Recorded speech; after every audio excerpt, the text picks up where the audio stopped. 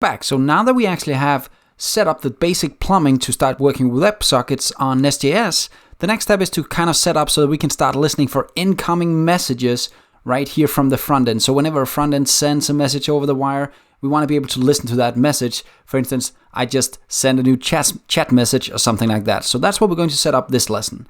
Luckily with NestJS, it's not that complex actually. Again, if you read the guide right here on gateways, you can see that now we set up the first part. Now you can set up more properties here, but let's just skip that for now. Now that we set up the gateway and it's listening, we can start subscribing for incoming messages. So we're going to make it simple and just borrow a bit of code right here to get started with the subscriptions. And let's just go to our code base and notice here we have the chat gateway that we built last lesson. I'm going to add the subscribe message right here, add an import, and then I'm going to add the message button. Let's just talk about what this actually is. It's actually just a way for me to set up that I want to be able to start listening for a specific path. In this case, they use events. We're going to listen for a subscription area called chats instead. That's the one I want to start listening for, right?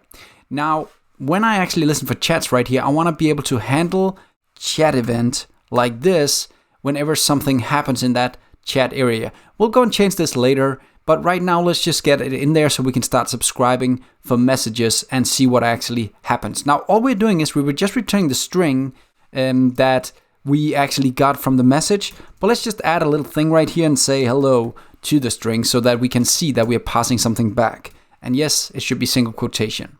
There we go. So the idea is that when we call chats later on, we're going to get the string back that we are sending in, and then we're going to kind of add the hello to the end of that string and send that back.